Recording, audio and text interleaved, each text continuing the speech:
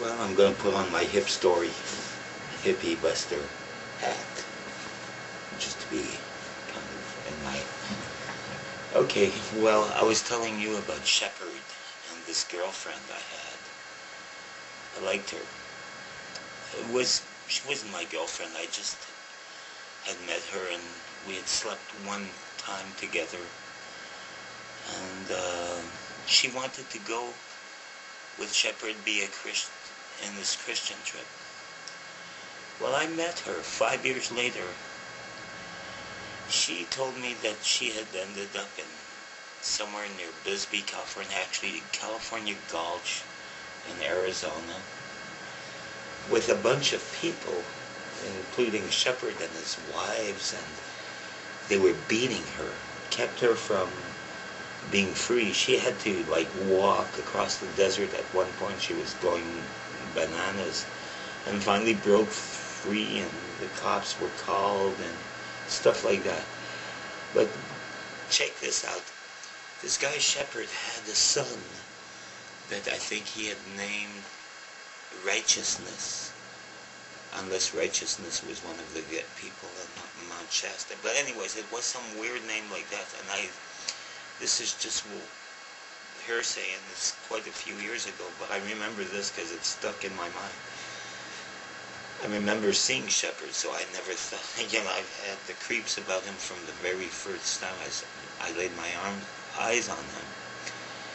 But he ended up killing his own son.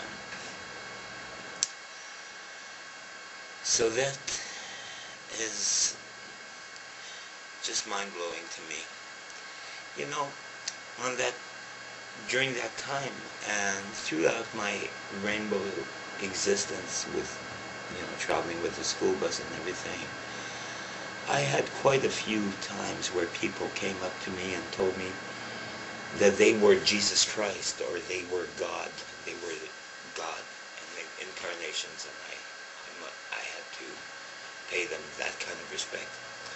Well, when people tell me they're God, I'm always a little skeptical, I have to say. It's not like I haven't lived and I haven't experienced bliss or inspiration. I've been on my mind quite a few times with some pretty good megadosing. But the people that usually tell me this stuff, first of all, feel off. They don't feel comfortably sane. And Shepperd had that feeling. It's not the only one that I've seen that had that feeling. Even in the last few years, I've met quite a few people, especially here in Quebec, that have that feeling. But, so this is what came to my mind when I read this post in one of my hippie forums, my rainbow forums, where this kid, or I don't know his name, forget his name, I don't want to tell you his name, but he's looking for some people to start up a Christian camp. And he says in his post that he's looking for people, rainbow people, that are ready to die for Jesus Christ. Now, I remember in Mount Shasta all the fighting, all the anger around those people, and the dysfunction, and, all these cults that end up killing people. And, it just made me, I felt like I needed to do this video.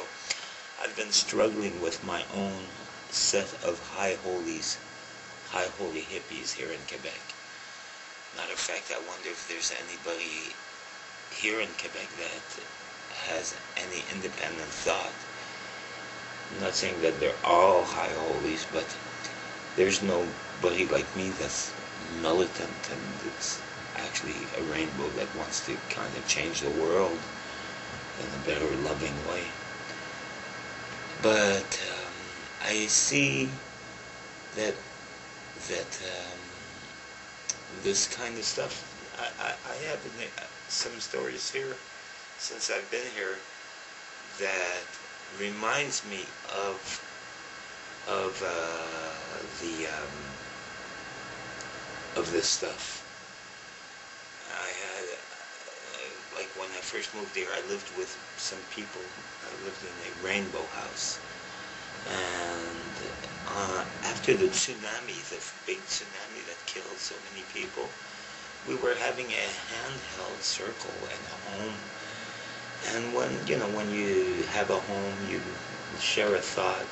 So I said, let's share a thought, as a moment of silence for all the people that are hurting and that have suffered in this tsunami.